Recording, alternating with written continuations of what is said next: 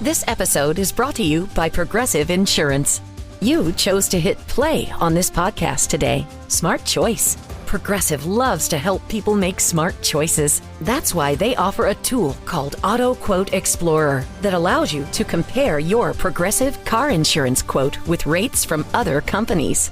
So you save time on the research and can enjoy savings when you choose the best rate for you. Give it a try after this episode at progressive.com. Progressive Casualty Insurance Company and Affiliates. Not available in all states or situations. Prices vary based on how you buy. McCrispy strips are now at McDonald's. I hope you're ready for the most dippable chicken in McDonald's history. Dip it in all the sauces. Dip it in that hot sauce in your bag. Dip it in your McFlurry.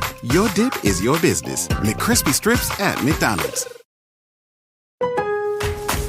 Now more than ever, Lowe's knows you don't just want a low price, you want the lowest price. And with our lowest price guarantee, you can count on us for competitive prices on all your home improvement projects. If you find a qualifying lower price somewhere else on the same item, we'll match it. Lowe's, we help, you save.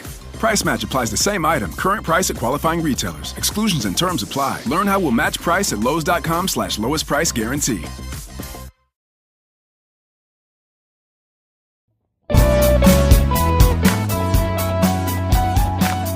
Hey there, listeners. Welcome to Shit That Goes On to Our Heads, the podcast where we normalize conversations around mental health. That's right. I'm Dirty Skittles, and alongside my amazing co-host, Rex, we are here to share stories and tips from our incredible guests.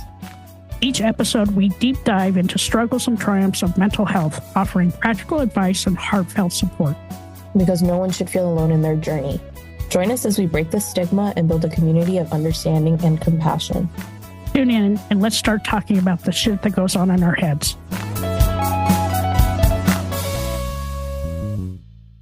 3, 2, 1.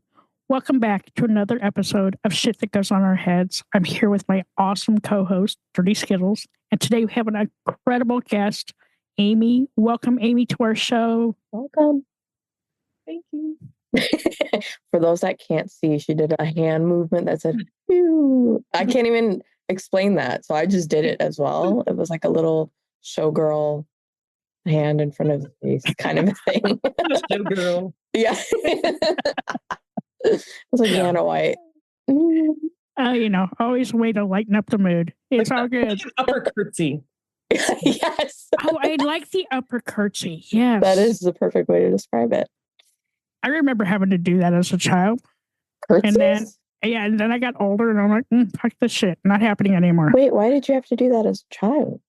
I used to play the piano and I would do piano recitals and I'd have to be up in front of the crowd and do like a curtsy. No way. Like gym class or whatever, when you're in elementary school, that you would do like the weird dance things and I don't know. Yeah. Yeah. Oh. You have to get up and curtsy. Oh, like dance recitals, not or No, you it was learning like gym dance? class. It was like Oh, okay. Yeah. We had square dancing. yeah. Okay. It's just square dance. One of the moves is like a curtsy, right? Every time I tell people that, they're like, "You did what in gym?" I'm Right. like, "Did not everybody have to square dance?" I For don't real.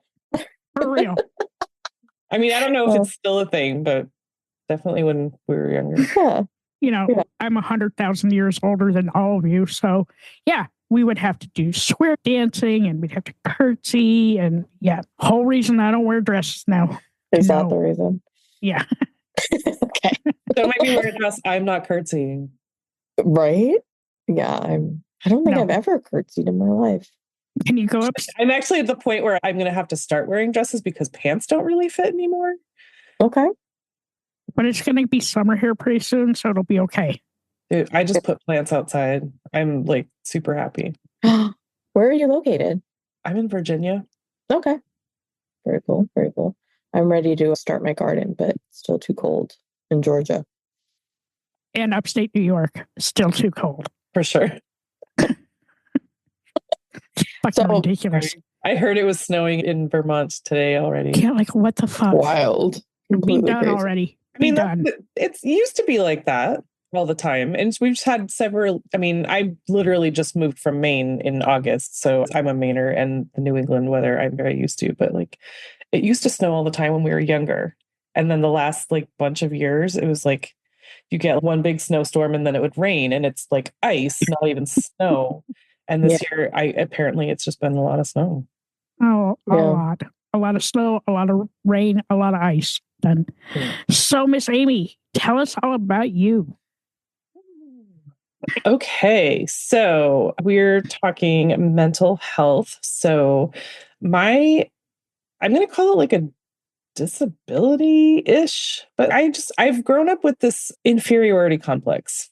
Like I just have super duper low self-esteem. When I was really young, I didn't care about anything, but I don't remember a lot, but I remember being in like high school and stuff, and I was just like, just let things blow off and whatever, everything was cool. And then my dad, when I was 15, I think, he compared me to my stepsister, who was like perfect. She was beautiful. She was popular. She was athletic. She could sing. She was artistic. And he was just like, if you don't step it up, you're going to be just fat and stupid. And that was, tell me about it. I know. And that's what of all the things that I've heard in my life, that's what I remember. I don't remember being a kid, but I remember that moment so well. And that is what I've based my life on. I did not go to college because I was not going to get in. I was not smart enough, and I didn't even know about financial aid. So I didn't go to college. I just worked regular old jobs, and, I feel like I've done okay. But I've never really asserted myself into conversations. Like even with my closest friends, I have 6 friends from high school that I've been friends with for 35 plus years. And when we're all together, I'm just like, I'm a little mouse. Like I have nothing to contribute. But they're all doing these amazing things. Like I have a couple friends who live in China and the Philippines, and he lived in Africa. And all my friends are these like big deal people. And I'm just like hanging out. Yeah, but you're a big deal person because you have that amazing podcast, which I learn something from every time I listen. Me too. Yeah. And that's got to take a lot, right? I mean, I don't think it's easy for us, dude. No, maybe my mental illness is being delusional because I'm like, nobody's listening. So that's why I think nobody's listening. Okay. A million. Delusional. Yeah. So because it's really scary to do a podcast and to put your voice out there. So there's something in you. It sure can be. I mean, I know when I was going to start the podcast, so my podcast is called Grounded in Maine, you guys.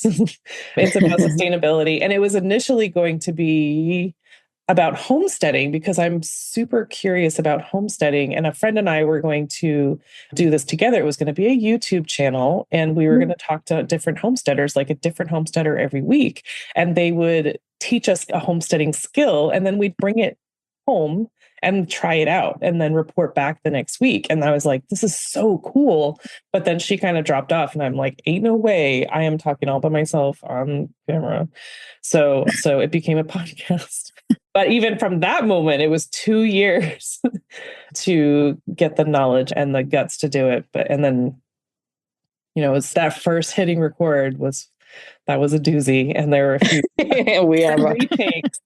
Same. We have an episode that never aired because it was just us being completely inappropriate for an episode.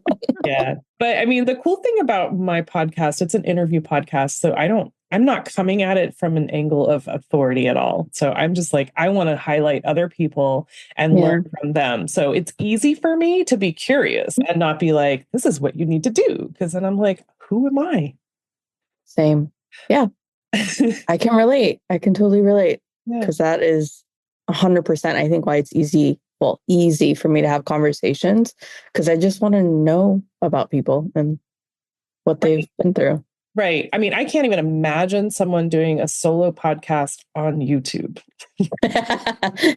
Like I am just looking at my face, and whenever I'm like doing an interview and I'm the first person on, I'm just like, thank you, Jesus, for showing up, because I do not want to look at my big face the whole time. My face is just really big right there. But so, I mean, inferiority complex. That's just me. I did not do great in school. I really hated school after that whole thing. But I'm a singer. I was a singer. I am a singer. I just don't do it in public. But I was singing choirs for 30 something years.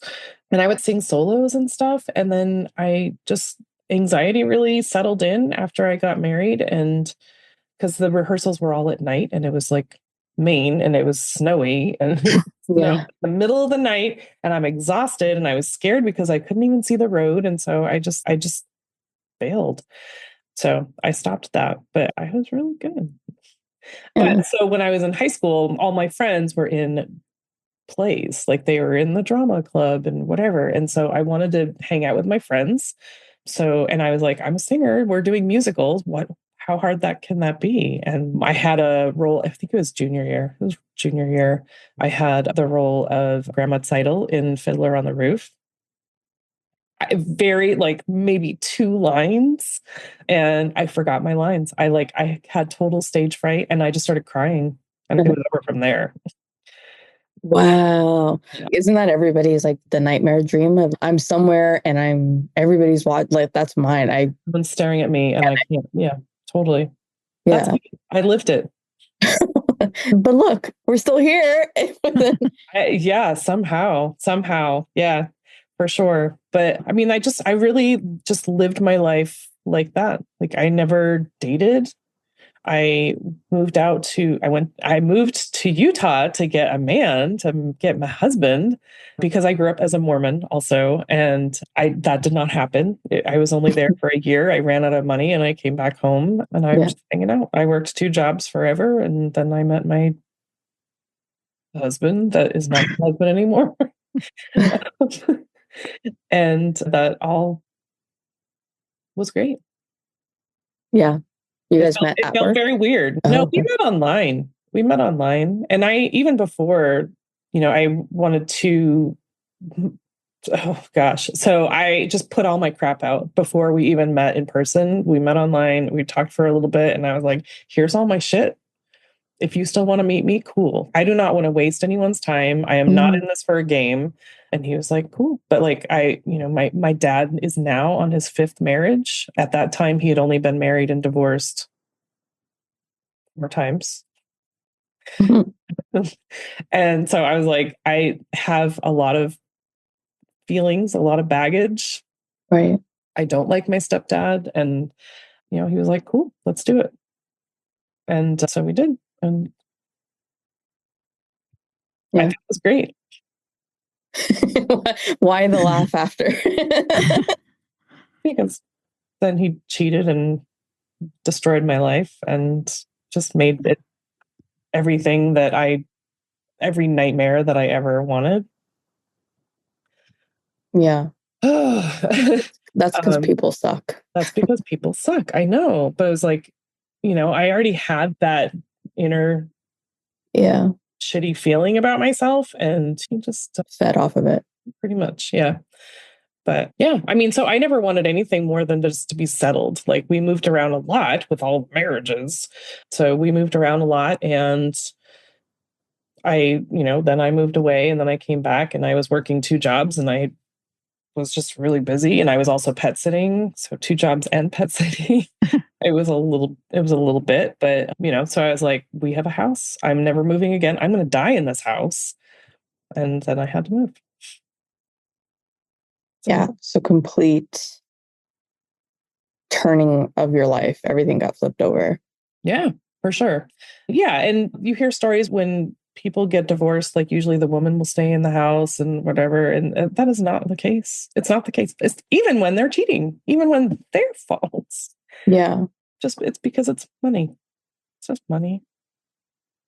Money's evil. Money is evil. It's true. So when you're going through all that stuff, right? Did you try and keep, how do I say this? Did you try and not have to have that negative self-talk about yourself? Or like, how do you stop that conversation from happening? I mean, luckily I had the podcast and that was, it was like air. It was like oxygen for me. That was what kept me upright. Yeah. And I, thank goodness for the podcast. Like I have this group of friends that are just so generous and so very cool. G-Rex is one of them, but I would just reach out to people and let them know what's going on. They're like, it's so stupid. It's so stupid and it's not your fault and blah, blah. And it was just like, I needed someone to say that, not like it's a winning thing, but it wasn't because of me. Right. That makes sense. That ties into what you said your dad told you before. So, I mean, yeah, that all lines up for me in my head anyways, to have those feelings and need to hear that. Right. Yeah. But so I talked to, right after it happened, that he told me sort of some of it. I talked to my boss and I called her and I was crying and I'm like, I have to move. I don't know when it's going to happen, but I'm going to have to move. I might have to be leaving Maine. And she was like, whatever you need. And so, and just the more people I talked to, the more people were like, yeah, it happened to me too. Or I know someone and it happens so often. It just made me so angry. Yeah. It made me so angry that it happens more often than we know about because people just don't talk about it because of the shame that's involved in that. Yeah. Do you think, are you still practicing as a Mormon? Are you still in that? Okay. No, I left the Mormon church many years ago. I mean, we were together for 18 years. I left before that when my sister came out because my first instinct when that happened was like, I can't talk to you. And that was my first thought. It was not what I said, but then I was like, what am I thinking? What is that about? No. So that was it for me. Yeah. Same with me. I'm a recovering Catholic. So same. Yeah. When I came out, that was for me like, nope. Right.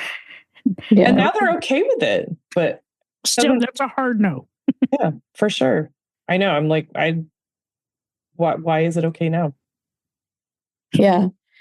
So hearing somebody tell you that it's not you or it's not your fault, do you think, and maybe you're here now, but do you think there will be a time or a place that you'll believe that and not need to hear it from anybody else? I have no idea.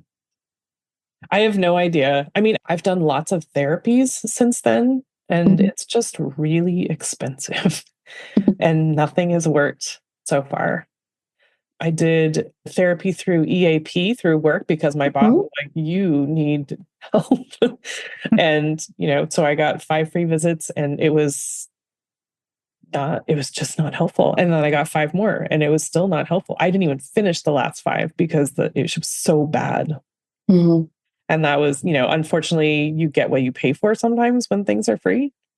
Yeah. It's totally unfair. But, I did acupuncture and I have a trauma-informed life coach and I did the therapies and I did all kinds of stuff and I'm still there. I mean, I don't necessarily think that's wrong or different, right? Like I think therapy can look different for people. It doesn't always have to be, what you like, the stereotype of sitting and talking to somebody and going through all this stuff. And that never worked for me. And I think that was part of why I started to say, to speed date my therapist, because I tried and sat with somebody for the whole fucking year. Okay. And this lady would just, she would just give me workbooks. I don't give a shit about her. I was like, yeah, I did it. It's great. And just for a whole year. And I thought it was me. I thought, oh, I guess I'm just so bad that I can't. I'm so broken. Yeah. Right. They like it's hard to explain because it's like when you have that feeling, you think you're literally the only person that's ever been that bad. Like they've never seen somebody like this before. Right. So like it can't be fixed. But then trying again years later and being set like, nope, I'm going to find a way to help myself. Speed dated a bunch of people and I immediately thought I knew exactly what to ask them this time, where it was like, do you specialize in this? Can you help me with this? I don't want to talk about it. I just want to be better. and I found somebody and it was like night and day. Wow. And I wouldn't have, I think the only reason I pushed for it is because you get to a point where you're like, well, there's nothing else happening. I mean, Yeah. you get to that point. So I don't think because you haven't found something yet that that's the end of the story, right? I think Totally. this is Yeah. such a real raw story that a lot of people are probably in that spot where you're still going through it and learning. Right. Yeah.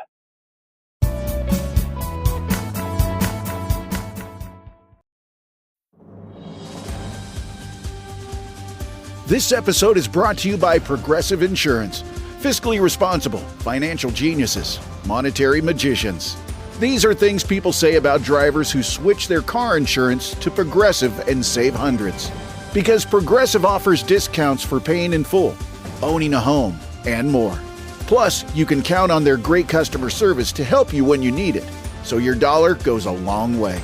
Visit Progressive.com to see if you could save on car insurance. Progressive Casualty Insurance Company and Affiliates. Potential savings will vary. Not available in all states or situations.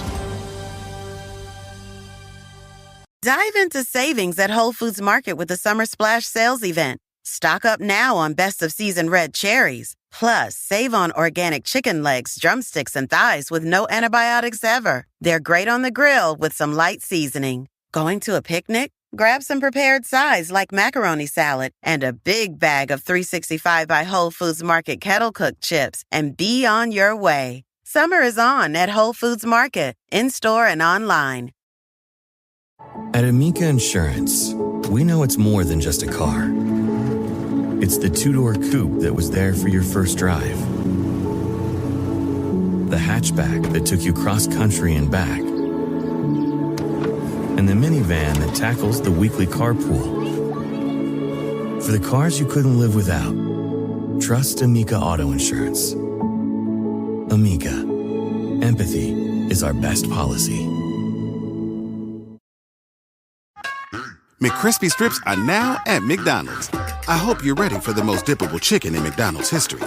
Dip it in all the sauces. Dip it in that hot sauce in your bag. Dip it in your McFlurry.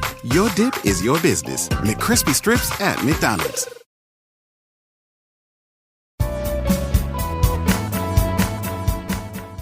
Yeah. Right now, it's finances. Like, I just can't afford to keep throwing money and not getting any results.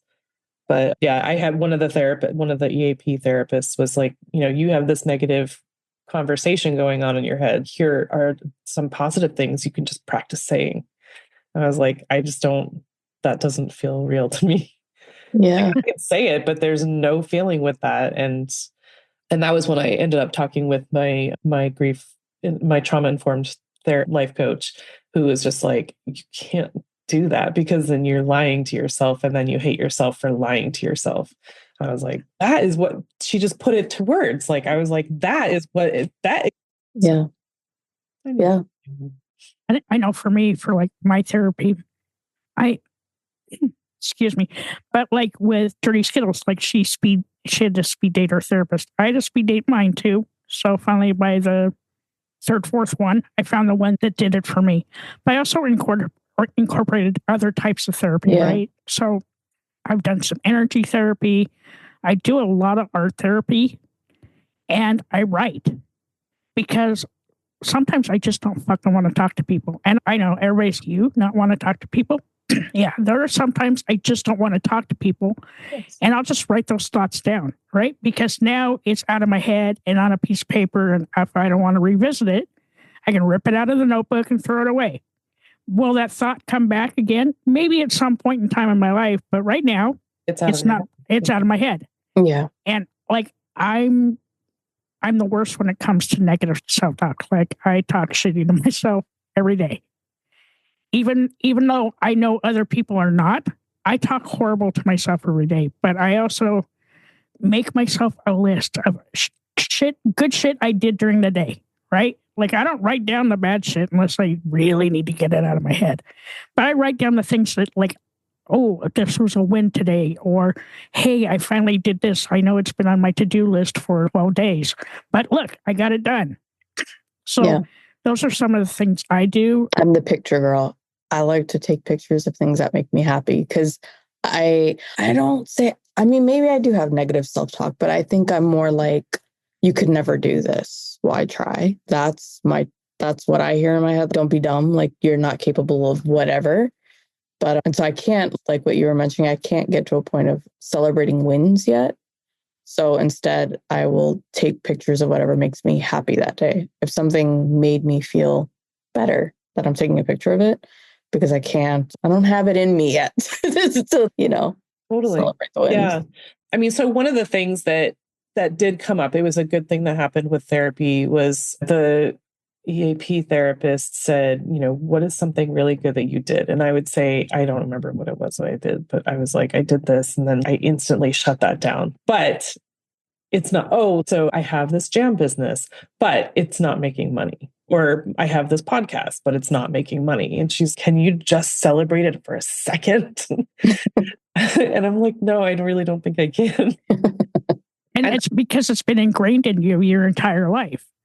When I opened up my own company, I had a little bit of inferiority complex. I also had a whole shit ton of imposter syndrome.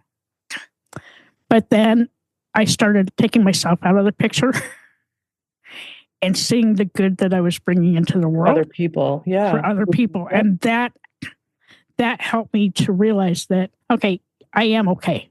But I still get those days. Like, I've only had my own business now for a month and a half-ish. And so I still have those days. But I can't imagine having to go through that my entire adult life. And like, I wish I had like more tips and tricks, but I am so not clinical. I am anti-clinical, as a matter of fact. But I do things that make me feel better. And like, anytime that you and I have talked on the phone, I always try to make sure I leave you with a smile or a laugh, because that's my way of coping with stuff lately. Absolutely. Same. And I appreciate that always. I mean, I'm not like sad all the time. And when when you do the doctor thing, it's not like I don't feel like I would be better off dead or anything like that. I'm not mad, but it's just like taking on new things is really hard. I think I was telling G-Rex, like, I'm scared of AI. I know that it's helpful. I cannot like make my brain absorb it, understand how it works. But just stuff like that, like new things are hard for me now. It's just my brain is not able to take it in. But I mean, I know I'm making a difference with the podcast. I'm just not making money at it. So I'm still dependent on the job and it's not really making great money. And I'm still like scared every day that I'm going to have to foreclose on this house, which is really scary. Yeah. Can't you sell your eggs? Because like they're worth $1 million right now. Oh my gosh, dude. Chicken eggs, you mean? Right? Chicken eggs. One of my chickens was just killed this week and it was tragic because I had 3 eggs a day for 3 days. Man. So I'm gonna start buying eggs again. But yeah, I only have three. I have 4 hens. 2 of them are not laying. They're just cute. They're in their fields. I have a question. Yes, ma'am. How do you measure success in the things that you're into? It depends on the thing, I think. For me, like the podcast, I feel like it's a success because I know it's making a difference for some people. It's not really listened to a lot. So I feel like it would be like a real success if, I'm not going to say 1 million downloads, but if I knew that a lot of people were listening and if I had more interaction with people. That's a weird thing. I have a lot of followers on Instagram and I feel like people should be interacting more. But then like my jam business would have been a success if it was making money. Yeah. And in general, success is doesn't really play in. Yeah. I asked because I think that there is value in, there's probably greater value in making yourself happy with whatever it is. Mm.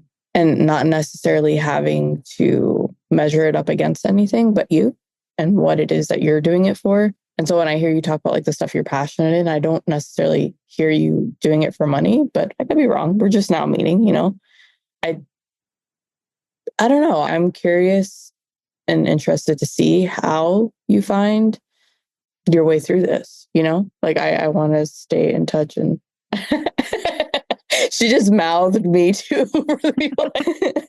Me too. That will be interesting. No, I think that, with the podcast, I think that if people feel empowered, that will feel like a real success for me. If someone wanted to give me money and be like, I appreciate what you're doing, I support you, that would be even better. That would feel like more of a success. If people were like, please, can I just give you money to keep doing what you're doing? But with the podcast, I don't know about success, but I have so much fun. I get so much out of these conversations that I have. I'm sure you guys do too, but like every time you guys get to batch. I do not understand how you do that, because I'm just like, I am so drained at the end of one conversation. At the same time, I'm like, when do I get to do this again? Literally us after every day of recording, we're like, your social battery just. Yeah. But we also learn so much during that time, right? And we record one Saturday a month, but we are still talking to each other every day, mainly just because we need a good laugh to get us going through the day. Yep. Or because something cool is happening. But we, this is like our free therapy. Mm-hmm. But we also get to empower our listeners to, let them know that, they're not alone in that with their own journey, and like they can maybe pick up a little nugget from this conversation and try and change something in their own life. Well, that's what I hear a lot when I'm listening to you guys. Like, I totally resonate with that. That just feels so familiar to me. And then I'm like riveted. Like, how does it end? How do we get out of that? I think same. Like there are certain things I'll hear, like just us in our conversation right now, where I think I'm finding myself being challenged, because I think there's a part of your story that is the inner voice that I have. So I'm like, no, like I want it more for you than I want it for me.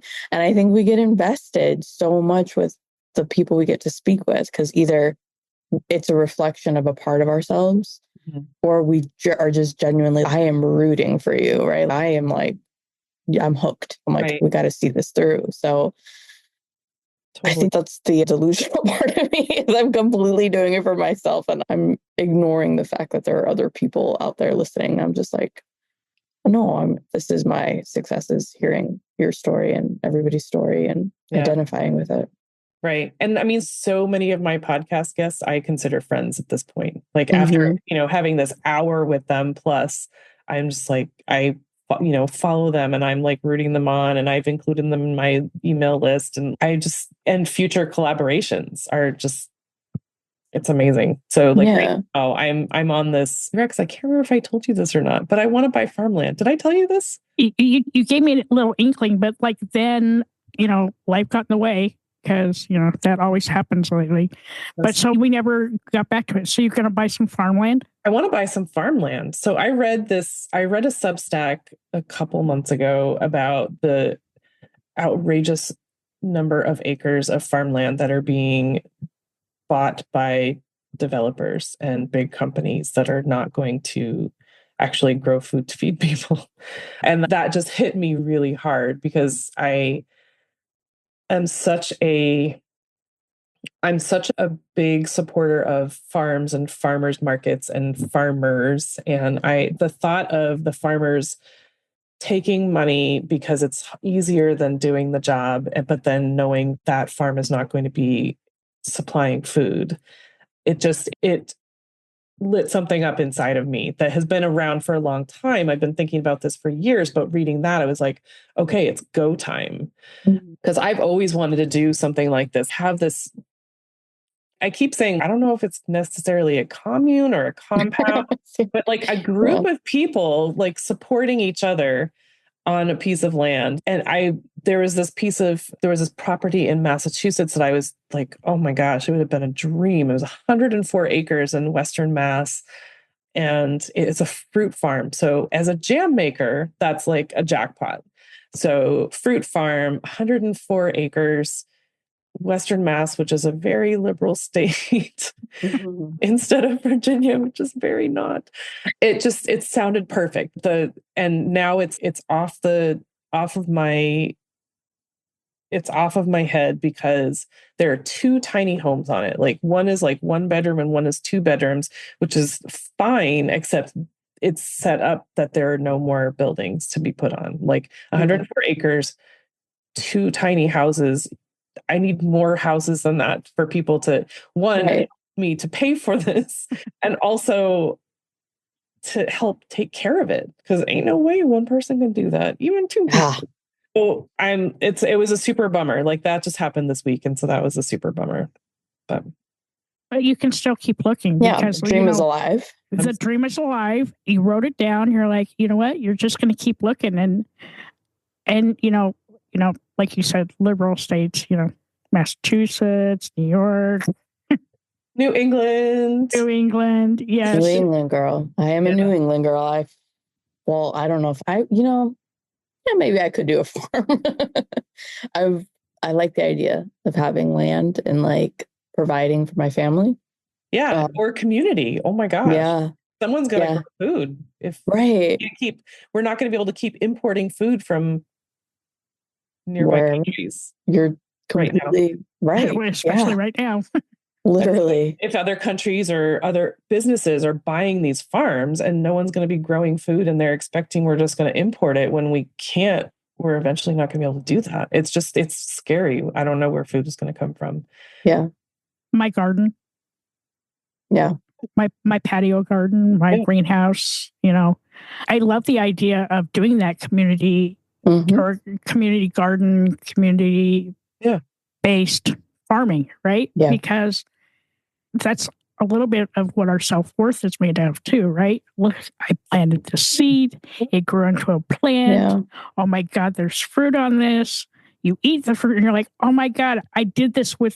I didn't go to the store to buy it, but I grew a tomato. It's the best feeling. It's the super therapeutic. Yeah. It's super therapeutic. Like up here in upstate New York, our porch faces west. And so I get like all this amazing, great sun. And in the 5 years that we've lived here, and it'll be 5 years in May, I've had amazing tomato crops every year. And I lived in Florida for 30 years. And you know what? Everything would fucking burn up. But here, like I do my little baby tomatoes, try a new plant every year. I hope to God this works. But, so I'm also contending with the animals. We have 8 zillion deer here. We have rabbits. We have woodchucks. Everybody that likes to eat stuff that you don't want them to eat. So, learning from that. And that's actually something I learned from your podcast is how to do that, right? Because I lived in South Florida for 30 years. But living in the Northeast and growing up here, it's a whole different growing season. I'm not going to be able to plant until, second week in June. Right, for sure. But that's something that I wanted you to know is that I learned something from you. And so not just like mental health stuff, but like I'm learning like day-to-day life stuff. And like you give that to me. And I can honestly say I'd never listened to a podcast before until we started doing our own podcast. And the great thing about our medium is that our reach is so much further than like a television show or a radio show, right? Because you can be anywhere and listen to a podcast. Yeah, totally. Yeah.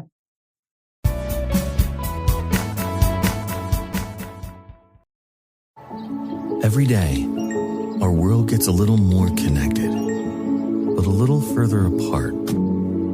But then, there are moments that remind us to be more human. Thank you for calling Amica Insurance. Hey, I was just in an accident. Don't worry, we'll get you taken care of. At Amica, we understand that looking out for each other isn't new or groundbreaking. It's human. Amica, empathy is our best policy. McCrispy strips are now at McDonald's. I hope you're ready for the most dippable chicken in McDonald's history. Dip it in all the sauces. Dip it in that hot sauce in your bag. Dip it in your McFlurry. Your dip is your business. McCrispy strips at McDonald's.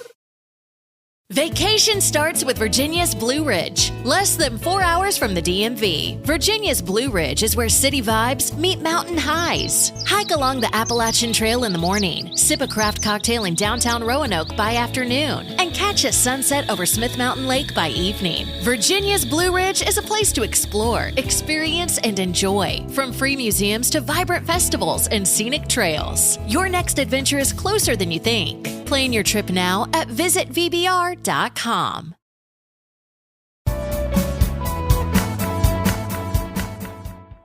You've probably heard me say on the podcast a few times that I'm like sort of secretly building my group, my team.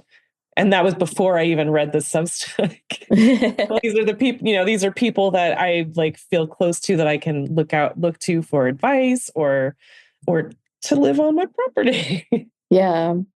Why does that bring you joy? I'm curious. What about that like scratches that itch for you, the idea of it all? Of the farmland? Mm-hmm. Oh my gosh. So before I moved here, I volunteered at a local farm for 7 years, every single Saturday morning. And we were, those people are like my family now. I saw them more than my own family. And it was such a great experience, start to finish. G-Rex was just saying, you plant the seeds and, you weed and you water and all the things. And this farm donated everything to the food banks. So we were literally, we were building community and we were feeding community. So it was beautiful. It was this beautiful thing. And I would love to be able to do something like that wherever I end up. And that was like, this 104-acre place. I was like, this could be like, we could do retreats, we could do events, we could have you pick fruit, we could have, people come and garden and, have it be part of their own therapy, like digging in the dirt and growing something. Is so, like you were saying, it's just so, it lights a fire in you. And it is such a great feeling of accomplishment. And and I could do a farm stand with the vegetables and the fruit and stuff like that. Like it was so perfect, except that I can't do it by myself. Yeah. But, I'll find some place. I love that. I am in the process of getting like a little cottage license here in Georgia because I love baking bread. And I love baking, period. Doesn't matter what it is. I love cooking. But my idea, or like I have this vision of what will make me happy, which is just baking fresh bread and cookies. I have a little stand that I roll out to the corner. All the parents that bring their kids to the bus stand, I was like, how cool would it be if they can just come and grab like a little breakfast bread or whatever, like just having that to send it off with the kid or bring it home with you after dropping the kid off. Right. And there's the whole I enjoy baking as well. Like you can bake all this bread. It just makes me so happy to bake and create things, but I can't eat all that. Same. I have a gluten problem, but I'm gonna make you the best bread you've ever had.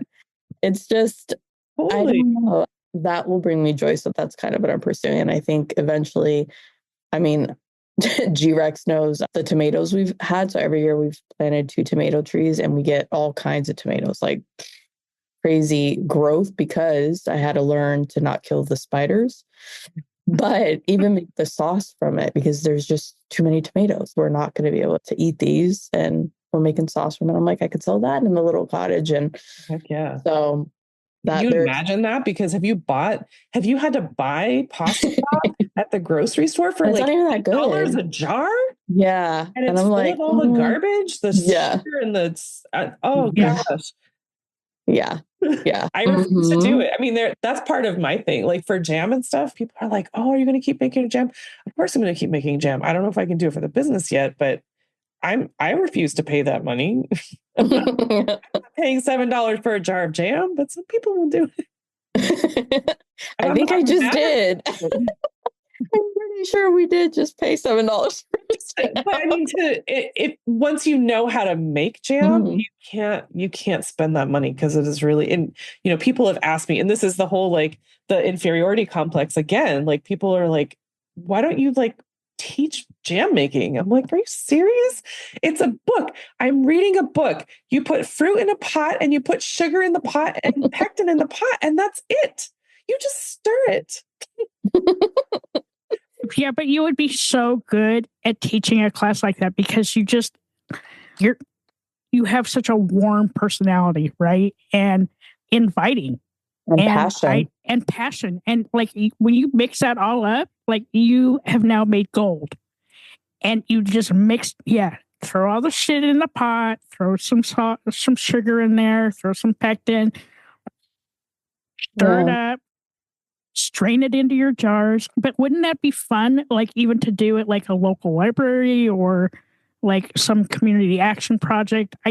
You would be so good at it. I would come, but I'm not coming to Virginia. Okay, so maybe make your way north. I'm working on it. Mm-hmm. I don't know. We'll see. To be continued. I'm going to keep that little nugget in your ear. Like every time I'm going to talk to you, I'm like, hey, did you investigate that? And you'd be like, not a class yet. Do you do it? Are your friends interested in it? Oh, show us how to make jam. Because my friends know how to make jam. Oh, okay. They just fair enough. I mean, I talked to somebody and she was like, I know how to make jam. I just don't want to do it. I would rather you do it for me. I mean, it's really not hard. It's hard on a bulk basis. It was very stressful. I mean, so there are some folks that are like, you should just do an online class. I'm like, and then you get like the passive money, like record the class and then people will pay for the class and you only have to do it once. Yeah. But it's not hard. Like, how do I ask for money for that? Oh, I can help you with that. We're just and if you don't want to show your face, that's cool. We'll put a mask on you, right? Then you don't have to look at your face. Just look at the mask and you'll be like, and here's the berries. And I don't even think you need the mask. I mean, unless you really want to. Pectin. And this is what we do. And you record it. Like, once again, I would help you do that, but you got to come north. I told you, I'm not coming to Virginia. I love you, but not happening. And I would make it fun. You would probably be laughing the entire time and we'd have 87 cuts. Not that Dirty Skittles and I know anything about that. 87 cuts on my own. Well, I'm invested. I'm rooting for you. I want to see where this goes. Appreciate that. Me too. Here are my questions. If you could rewind time and go back to a younger version of yourself and give that younger version some advice, what would you say? And how old is your younger version?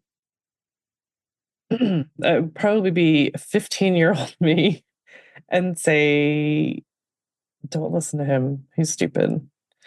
Yeah, easy enough.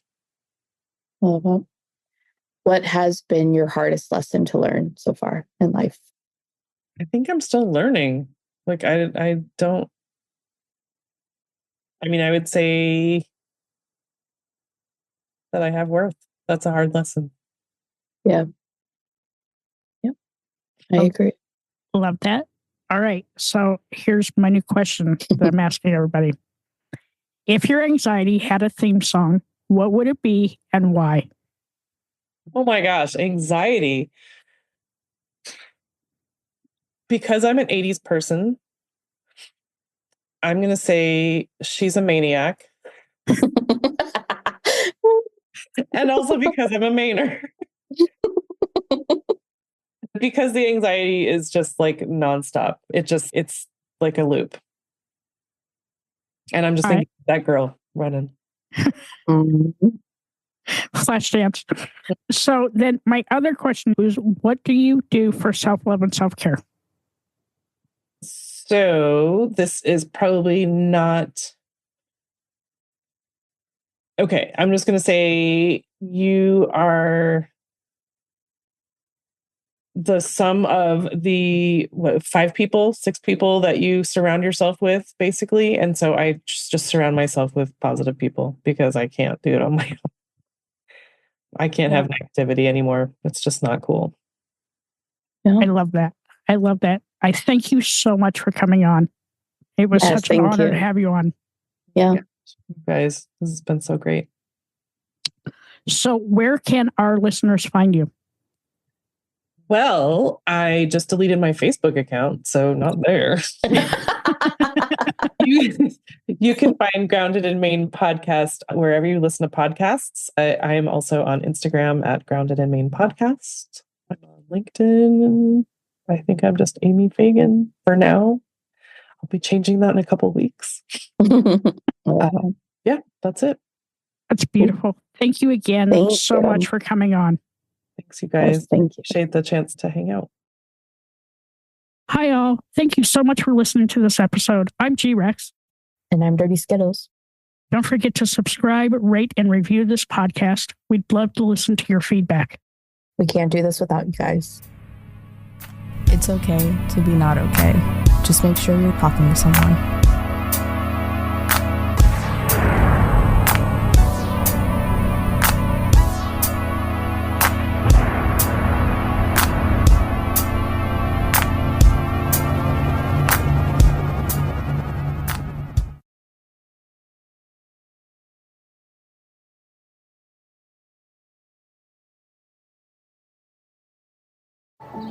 Every day, our world gets a little more connected, but a little further apart. But then, there are moments that remind us to be more human. Thank you for calling Amica Insurance. Hey, I was just in an accident. Don't worry, we'll get you taken care of. At Amica, we understand that looking out for each other isn't new or groundbreaking. It's human. Amica, empathy is our best policy. McCrispy strips are now at McDonald's. I hope you're ready for the most dippable chicken in McDonald's history. Dip it in all the sauces. Dip it in that hot sauce in your bag. Dip it in your McFlurry. Your dip is your business. McCrispy strips at McDonald's.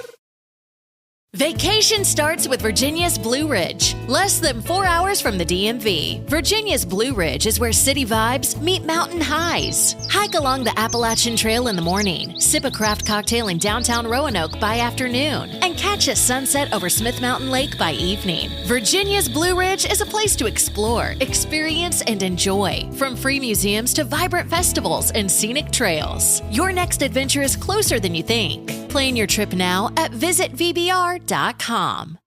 Hello everyone, this is the host of the podcast No Chit Chat Trivia, inviting you to join me every Monday, Wednesday, and Friday for some no-nonsense trivia fun. Each episode jumps quickly into 10 trivia questions on a unique topic, and with a back catalog approaching 500 episodes, there's a ton of fun to be had. Perfect for road trips or family time, search No Chit Chat Trivia on Apple, Spotify, or wherever you get your pods.